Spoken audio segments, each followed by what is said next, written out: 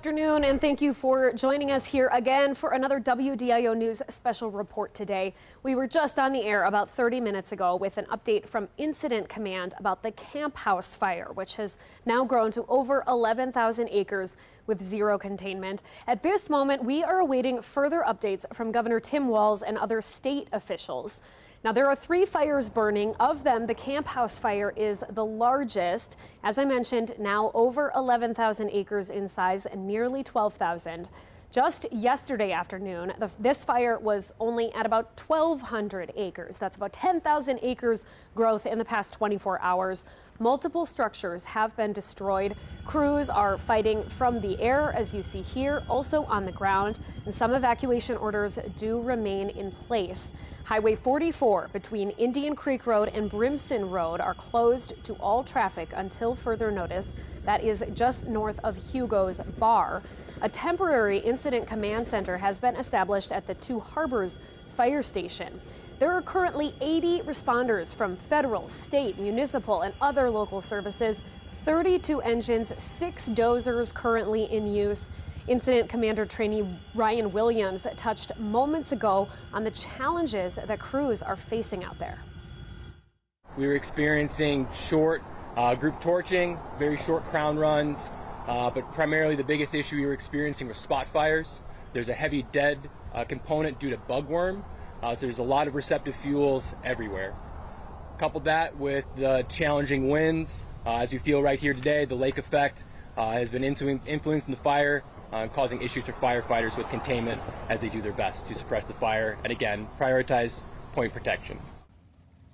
Starting tomorrow, the Eastern Area Complex Incident Management Team is going to take over command of both the Camp House fire and the Jenkins Creek fire. The time for that is still being negotiated, but that team has a little more sway with national resources to be brought in.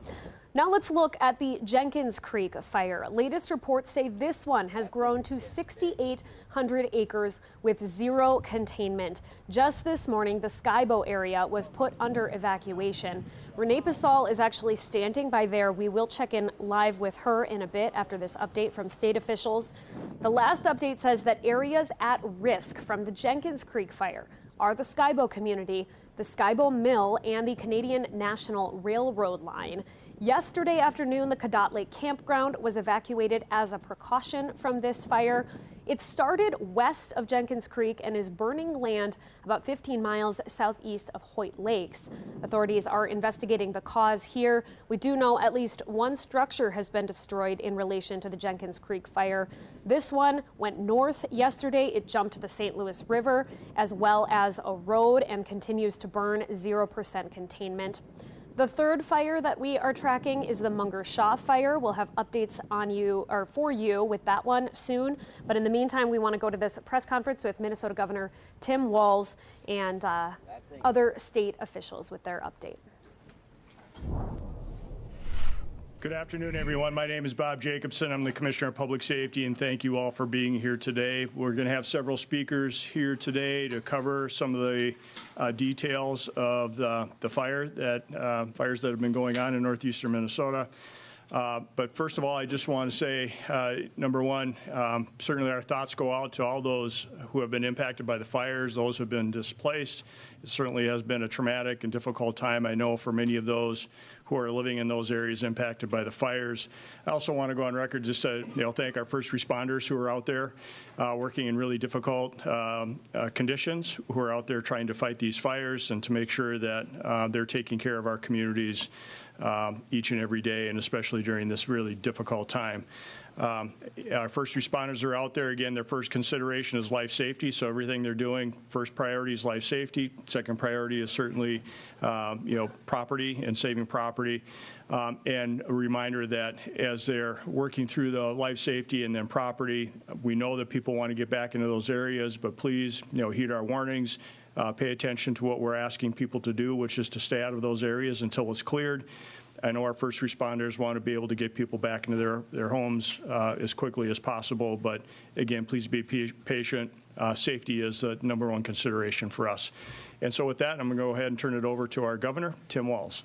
Governor. Commissioner. Well, good afternoon, everyone. Thank you for coming today. Commissioner Jacobson, thank you. You're going to hear from some of our experts, including Director of Forestry Thielen, and of course, after I finish here with DNR Commissioner Stroman. I would echo those thoughts. Last night was there's a lot of our firefighters out there with no sleep, really tough conditions, and pretty dangerous fires that are out there. And I think the conditions that we've seen, incredibly dry, been in drought for some, of course, these unseasonably high temperatures, and then exceedingly low humidity have created a really difficult situation. And just to get an idea of what we've been dealing with this fire season, Minnesota experiences a little over 1,100 fires a year. We've already had 970. Sunday alone, we had 40. Monday, which was the first day of this incident, that was on Sunday. On Monday, we had another 40 fires. So we had over 80 fires burning. Many of those have been contained and are under control. There are three big ones where you'll hear the details about. The Camp House fire you keep hearing about is the one that has burned 80 structures and is a pretty dangerous one. So you're going to hear about these three fires. You're going to hear about the interagency coordination that's happening with both local agencies, the Minnesota DNR, our partners in the Forestry Service, communicating up to the federal government about what's happening here. These fires, by the way, and you'll hear more details on them, they are 0% contained at this time. These are dangerous fires that are still moving, still threatening. I would make the case, and again, the plea for your own safety, if folks come along and ask for an evacuation. I know these are difficult decisions to make. We would ask that you please do so. It's not only for your own safety, it's for the firefighters' safety, because protecting these buildings and life puts them at risk. And also, just don't burn. This is, I think, a statewide thing. Whether we get something out and we put something as alerts, it is just too hot, too dry, too dangerous, and our resources will get spread too thin, because what's going into these three fires, and again, on Sunday, when they first started, these folks knew what was coming. They were prepared for it. We put the Guard on alert. General Menke will talk about that. Yesterday, I signed the executive order activating them, and those Chinooks are in the fight right now with our members of the Minnesota National Guard. So developing situation, still incredibly dangerous. It's going to take a few days. We're hoping again that Thursday looks like there's some rain and some cooler temperatures on the horizon. But this is going to be an ongoing battle probably throughout most of the summer. And I think right now it's important for us to start thinking about the habits we're doing, start thinking about containment, and making sure that we're prepared to protect property and, of course, most importantly, protect life. With that, I'm going to turn it over to DNR Commissioner Stroman.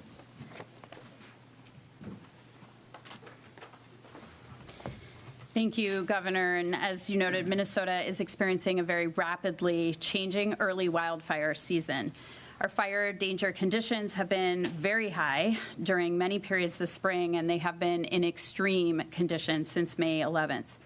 There are a number of factors that are contributing to these conditions, including uncommonly dry fuels, warm temperatures, and increasing drought across the state. With these conditions, none of the current fires across the state are easily suppressed, and they require considerable time and resources to extinguish. As the governor noted, to date in 2025, we have had 970 fires on more than 37,000 acres in Minnesota. While we have many active fires across the state and we are containing many of those fires, the three largest fires receiving the most attention at this moment, none of which are contained, include the Camp House, the Jenkins Creek, and the Munger-Shaw fires in St. Louis County. We are working to suppress fires across the state with local, state, and national resources both on the ground and in the air. In Minnesota, we have a very unique, very effective system. It is a cooperative approach that pools resources from federal and state partners that manage wildfire under the Minnesota Incident Command System, or MINICS. That system works very well, and it is working for Minnesota as we speak. As our responders are working to suppress the fires, given the extreme conditions, it is also very important, I want to stress this as the governor did, Minnesotans need to pay attention to and take very seriously the burning restrictions from Minnesota DNR and the red flag warnings from the National Weather Service. With a critical potential for fires, every wildfire puts life and property at risk if not quickly extinguished. And as you can see, our resources are stretched across the state. Finally, I want to note that while the situation is dynamic and dangerous, Minnesotans can be very proud of the response systems that we have in place and how our emergency responders work together to protect life, property, and our natural resources. I'm incredibly grateful to our DNR wildland firefighters, our partners who manage wildfire under the Minnesota Incident Command System, the National Guard, and our other state, local, and national partners.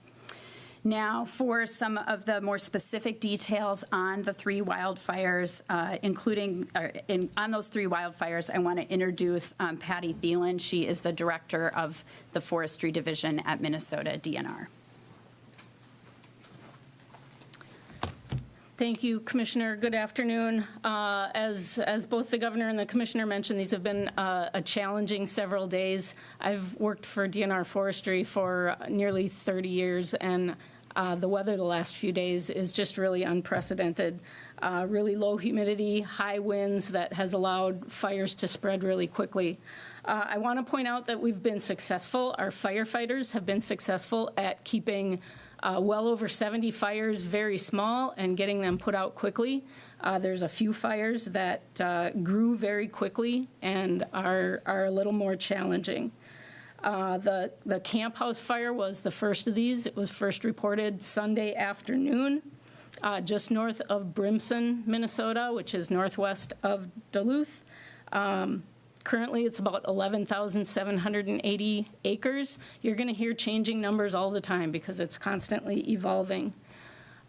Second, the Jensen Creek fire was reported Monday afternoon, yesterday, and it's currently about 6,800 acres. That's about 5 miles northwest of the Camp House fire, but it is a separate fire with a separate origin. We've assigned incident management teams to each of these two fires. Those management teams train to come in and manage large fires like this and allow our local staff to be freed up for initial attack on new fires. The third fire this week was the larger fire this week was the Munger Shaw fire, about 20 miles northwest of Duluth. Reported Monday afternoon, later in the afternoon, about 1,400 acres, and this fire is currently being managed by DNR staff. Minnesota has called in a larger incident management team that will be arriving here in the state later today and hopefully will take control of the Camp House fire and the Jenkins Creek fire tomorrow morning. This larger team will manage the two as the Brimson complex. And again, we hope they will take charge at about 8 o'clock tomorrow morning. This is going to free up those incident management teams to be assigned to other fires. One of them will probably be assigned to the Munger Shaw fire. We've got aerial resources based in 7 locations around the state. We're using all of our resources within the state, from DNR, from the Forest Service, other agencies that participate in wildfire suppression, and we're also getting help from across the country. There's resources that are being moved here to help us with these challenges. Situation is constantly evolving, and unfortunately we expect the weather today and tomorrow to continue to be dry and windy. We are hopeful that the forecast for lower temperatures and precipitation on Thursday will give us a little bit of a break. There's still going to be a lot of work to do, but that will allow suppression to be a little bit easier. Again, these fires are 0% contained so far, and we're working hard towards containment. I really appreciate the work of our firefighters. All of our firefighters were working all weekend, opening fishing weekend, Mother's Day, and I'm so thankful that they were on duty and ready to take the call and jump on these fires. They've done great work, and I really appreciate their efforts. Assistant Commissioner Jacobson, I think, is next.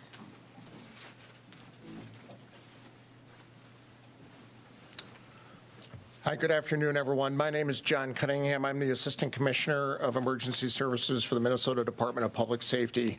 I just want to echo the Governor. What's been said before is just thank you to all of our first responders for responding to this call for service in greater Minnesota, as well as just across the entire state. These are really unprecedented conditions that we're seeing not only in the northern end of the state, but also the warnings just that exist across Minnesota as a whole. And I do encourage everyone just to please heed the warnings that are out there. Let the firefighters do the work that they've been called to do. And bear in mind, a lot of our local first responders, these are volunteers that are serving their community. They've been working around the clock with very little or no sleep, so getting this additional support is much needed. And Minnesota is really exceptional at providing mutual aid to our partners, and this has been an all hands on deck from a local, state, and federal response. So we appreciate the partnerships that have existed for quite some time, and this is certainly being demonstrated in the days previous as well as in the days coming up. Just want to provide a little bit of an overview of what the Department of Public Safety is doing. We are here to support our local agencies as well as our state partners as well as our federal partners. Specifically, the State Fire Marshal Division has working relationships every day with our local fire service agencies.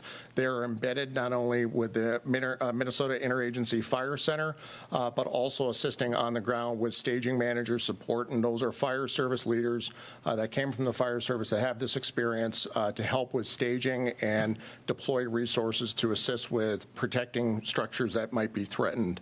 We also have specialists that are working around the clock to help mobilize fire departments from around the state. We have 2 regions that are actively supporting from local fire departments to help support local fire departments that are being impacted by this major event in northern Minnesota. The Minnesota State Fire Chiefs Association is across the state and actually partners with the Minnesota Department of Public Safety and State Fire Marshal to get resources from local fire departments across the state to help support these efforts and provide also backfill to give some of these fire departments a little bit of a rest so that they can serve their local communities. We will continue to support that through the mutual aid system and to support our state and federal partners in the days to come. Also, our Homeland Security and Emergency Management Division is also actively working with this incident and partnering with our state and federal partners to support the ongoing operation to make sure that as resources become depleted, as we look towards the future, that we have enough resources to continue the operation to suppress these fires and to get communities back into a safe environment. We have regional program coordinators that are on the ground supporting local operations, including the Sheriff's Office, the Rescue Squad that has been instrumental in helping with evacuations and keeping the area safe. We also have stood up an active monitoring posture within our statewide emergency operations center to field any requests that are coming from the field to ensure that all the state agencies and federal partners are collaborating and working together, which has been great over the last few days. And we're ready to look at the big picture, as we have been doing over the last several days since Sunday, of the ongoing threat that exists not only in northern Minnesota, but just across the state of Minnesota as additional, if any additional incidents do occur. We are sharing information with all state agencies. We've also briefed our FEMA region just so that they're tracking and that we're ready to pivot and increase any monitoring or any additional support that we can to continue to support operations on the ground. And the one thing that I also want to point out is while this incident is active and the firefight is ongoing, we are here for the long haul. Recovery is going to be vitally important for the communities that are being impacted. So we will be here in the days and weeks and months to come to help this area recover once the flames are extinguished. As you can see, some of the pictures that are just being displayed, this is a significant event. This is a beautiful area of Minnesota, which is bound in just natural habitat, but this is a very dangerous area right now. We have pilots that are doing exceptional work on picking water up at a very limited access lakes and dropping that water and just staying away from those areas, letting the aircraft do the work that they need to do so that they can continue to fight this operation. With that, I will now turn it over for comments from Major General Mankey. Thank you. Thank you, Assistant Commissioner. Hey, good afternoon, everyone. I'm Major General Sean Mankey, and I'm humbled and honored to be the Adjutant General of your Minnesota National Guard. So I'll just kind of highlight a couple things. The governor mentioned it. Commissioner Jacobson and I talked late Sunday, and the governor had an executive order ready for us to go. So when we came in Monday morning, we were in contact with the Fire Center up in Grand Rapids, working with Commissioner Stroman and her crew, an agency that we train with routinely on an annual basis. The decision was made late Monday morning, and we sent 2 aircraft up out of our St. Paul facility Monday afternoon, and they are part of our 34th Combat Aviation Brigade. And likewise, we supported them with refueling assets from our 148th Fighter Wing out of Duluth, Minnesota. And those aircraft were on station late yesterday into the evening.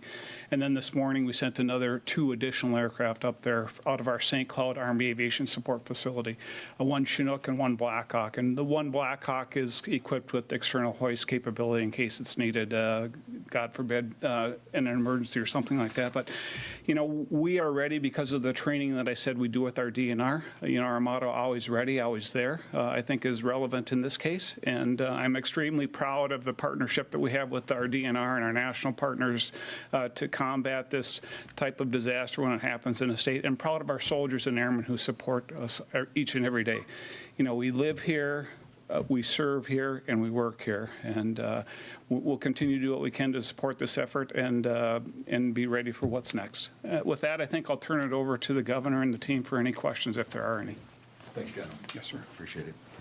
Well, thank you. Another thank you for all the folks working on this. The coordination is there. Minnesota knows how to do this. The systems are in place. Folks have been alerted, and I appreciate the point from Assistant Commissioner Cunningham talking about, because people are going to be interested in this. We're still in the fight. There's a long ways to go here, but there'll be the recovery and the damage assessment. Those will go on, and we will start to see that.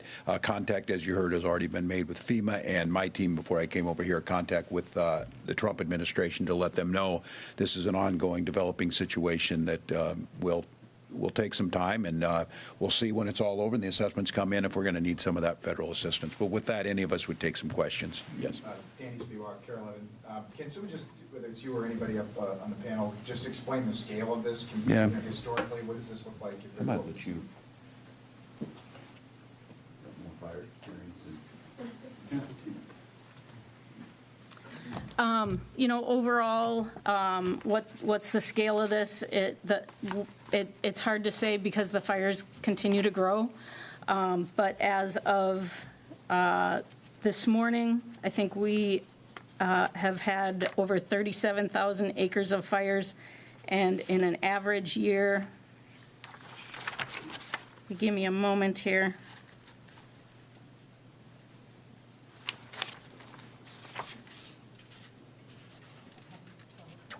I think in an average year, we have about 12,000 acres. So we've already had over 3 times as many fire acres as in a normal full year, and it's only the middle of May. This is usually our busiest time of year for fires, in April and May.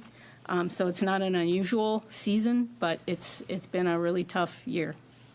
And based on the current forecast and outlook for the summer, I know MPCA talked about this in terms of wildfire smoke and things last week, but it sounds like you do think that this is going to be a longer season or a worse season because of dry, hot overall forecast this summer, or is it hard to say right now? I'm not a meteorologist. I'm a forester by training.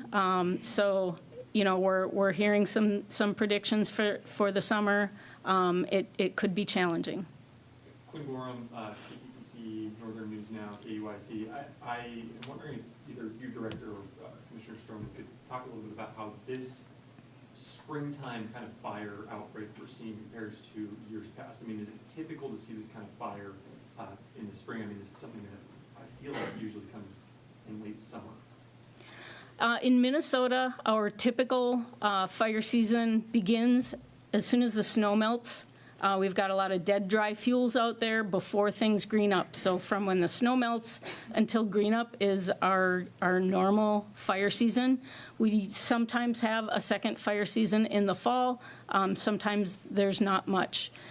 In my first half of my career, generally there was snow through March and into April. Sometimes we had some fires in March. But the heavy season was April and May. Over the last several years, the fire seasons have started earlier. We've had fires in February. We've had fires in January, when normally there's snow cover that doesn't allow fires to spread. So the weather has not been cooperating for us, and it seems like we've had more fires earlier in the year than we ever have before. I just want to add to that against Sarah Stroman, Commissioner at Minnesota DNR. We are seeing part of the effects of climate change, right? And that's what Director Thielen is talking about when she's seen the change over her career. And so it is hard to compare what has been historically the normal fire season pattern in the state of Minnesota and what we are seeing now and going forward. We are trending towards hotter, drier weather, and that is going to change the fire situation.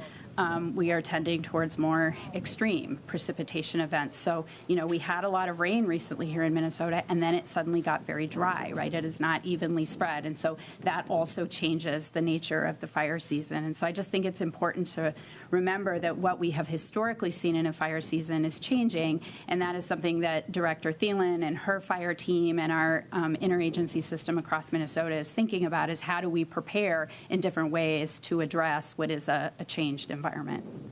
Governor, have you been in conversations with the president or his administration about this situation yet? No, not specifically. My team, when I came over here just a little after noon, knew that we were talking to the FEMA folks in the usual chain of command, but I asked them, and they are now making contact up to the administration, let them know this is ongoing. And at this point in time, we know how this works. We know the system or whatever. I'm going to assume that the changes that have been made at the federal government have not gutted FEMA, have not gutted our responders. I'm going to give them the benefit of the doubt because we know how this is going to work. We know the responses, and I will say at this point in time, there's no reason to believe anything has changed. Our folks are responding. Our resources there. We're doing the fight that needs to be there.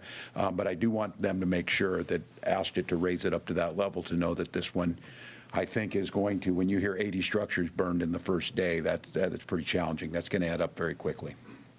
Jason Rantala, WCCO TV. Are we worried about these fires impacting urban areas, cities in the area?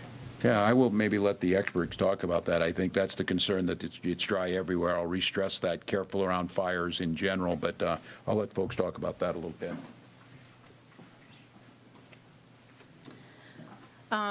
So probably the biggest concern is what we call the urban interface. So where there are communities that butt up against the forest, where there are individual homes that are out in the forest. That's where in Minnesota we have the biggest concerns. We do training to train our firefighters on how to assess these areas and how to protect them as best we can. I think today we're probably less worried about true urban areas that are concrete, and the urban interface is where we have the biggest struggles, and some of the fires this week are definitely in those kinds of areas.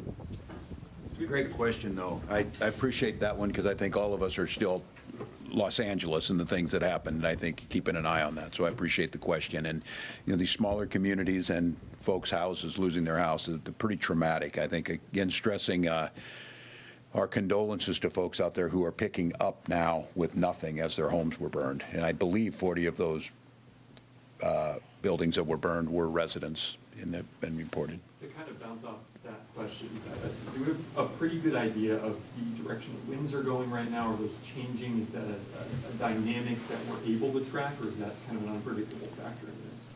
This is a good point. These modeling, and the modeling changes now with as climate changes, too. Sure, we keep our fingers on the pulse of the weather and what is coming. Knowing about a wind change is particularly important.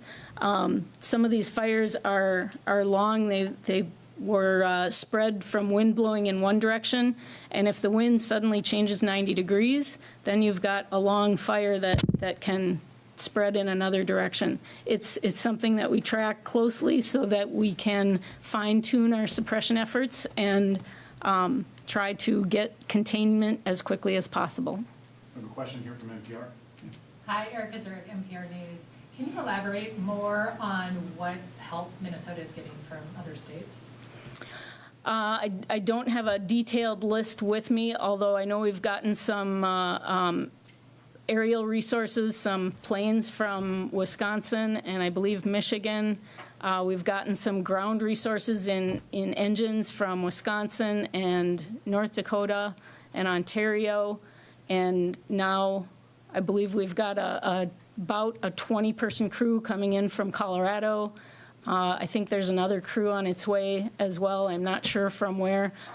Fire has a really elaborate system across the country, excuse me, for moving resources around to where they're needed. Thank you. A couple more on topic or off topic?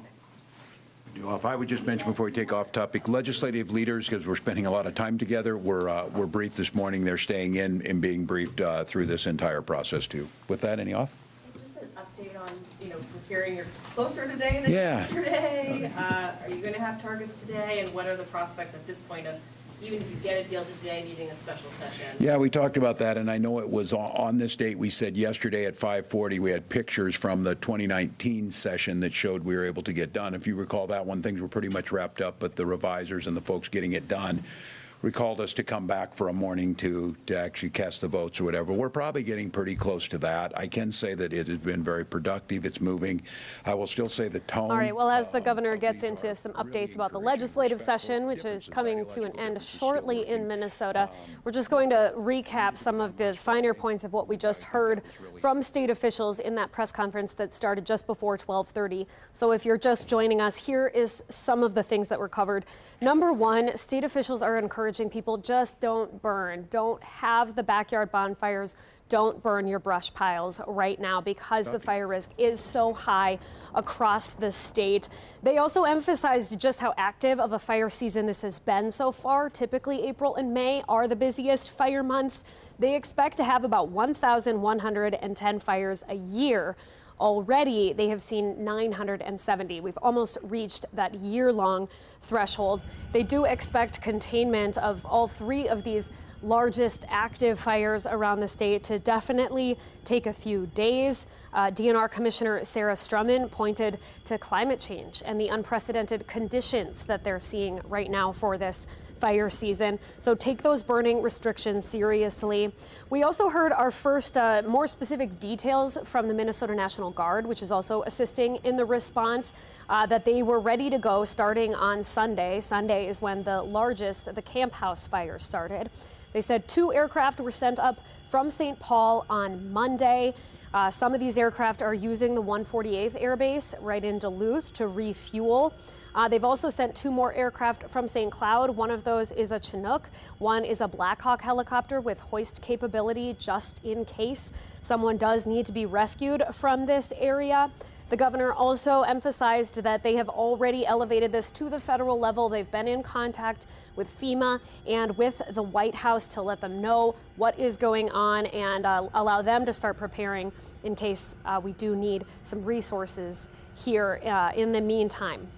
So we have team coverage of all of these fires, the Camp House fire, the Jenkins Creek fire, and the Munger Shaw fire throughout the day today. Tons of resources for you on WDIO.com. But Renee Pasal is live right now from the Skybow Overlook. And Renee, you can really see how active the Jenkins Creek fire is.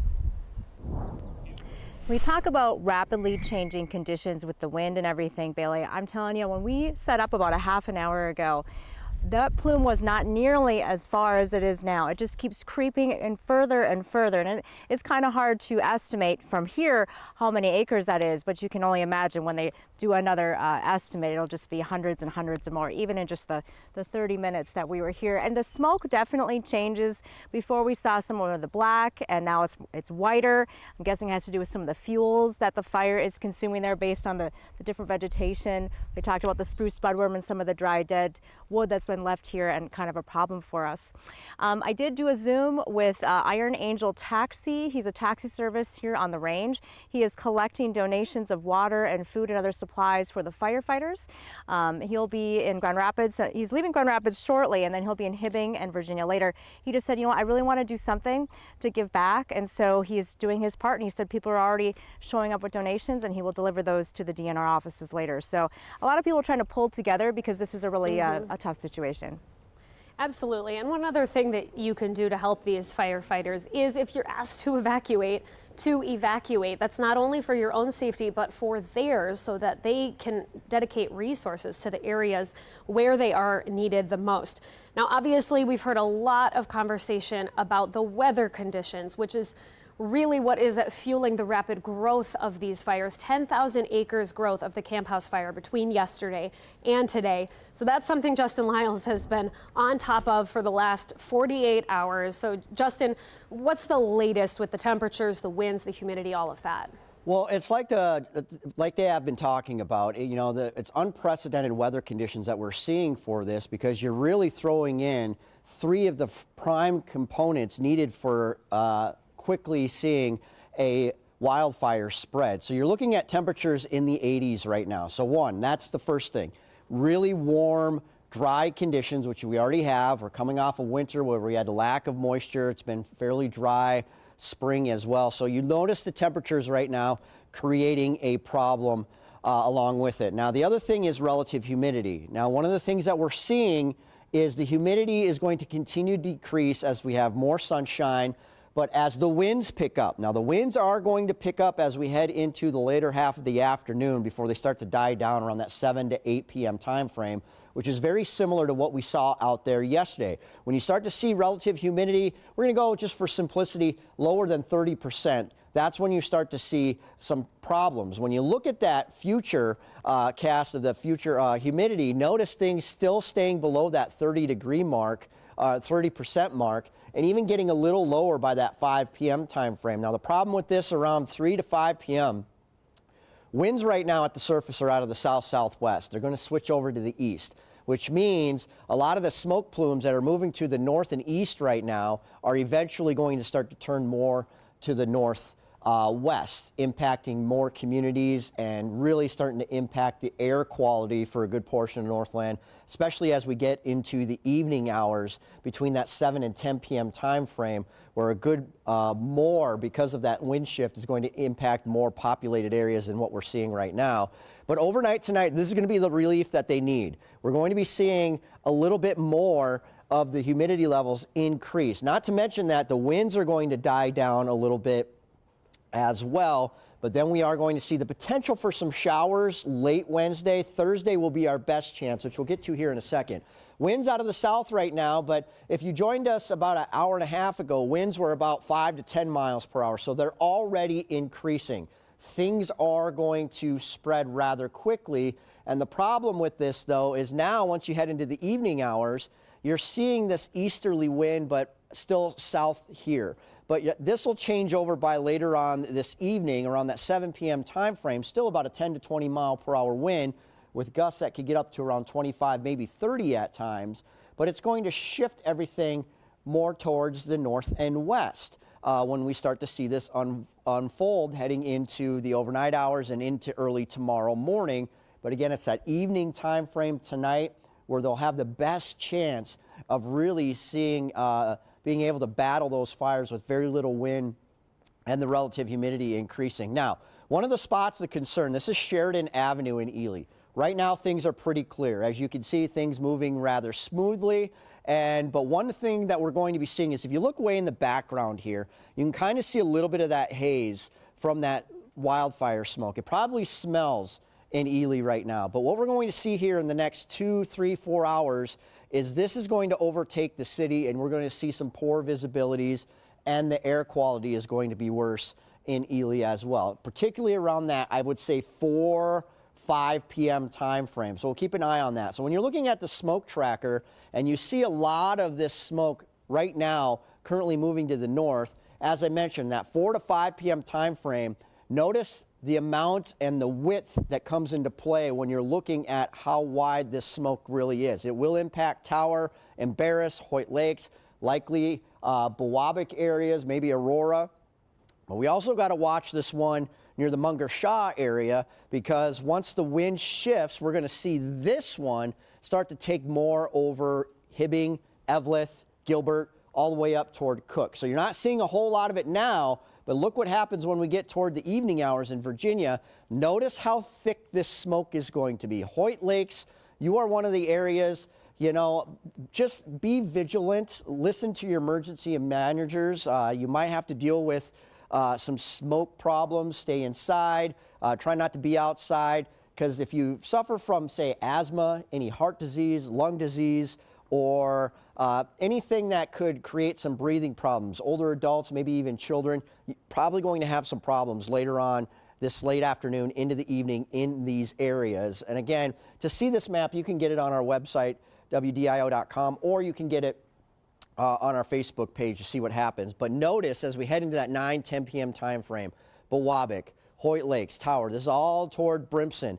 This is very thick smoke, and we're also seeing it Cotton all the way up toward Virginia and Cook as well with that Munger Shaw one. So we are watching this closely, because not only of the poor visibilities that might create, or the closures of some roads, but also because of the health impacts it may have. So we do have a health quality alert until 3 p.m. I really do anticipate this being extended a little bit longer for some of those areas that we showed you just to the north of us. And then we're looking at a fire weather warning that also continues until 9 p.m. tonight. So it is ideal conditions for it. We do have some rain showers coming once we get into Wednesday, more so Thursday. But remember, we have a very dry environment right now, so it's going to take a lot of moisture to really help us out a little bit, generate some of these rain showers. Right. And I don't think we're going to see a significant amount of rain, just mainly because we have to overcome this drier air. But it is going to be enough to really help us from tomorrow evening through Friday morning.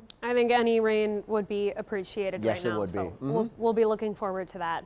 And as we talk about these rapidly changing conditions, we want to show you our live camera from the Skybow overlook of the Jenkins Creek fire. Renee Pasal was there live. She told us how they have seen some differences, and now you can see a new plume of black smoke. Obviously, lots of different fuels in these areas being burned. We've heard about some of the stands of trees that have been infected by the eastern budworm and are just fuel as these fires continue to spread. So this is a live look of the Jenkins Creek fire right now from the Skybow overlook as things continue to grow and change. That fire currently estimated at about 6,800 acres.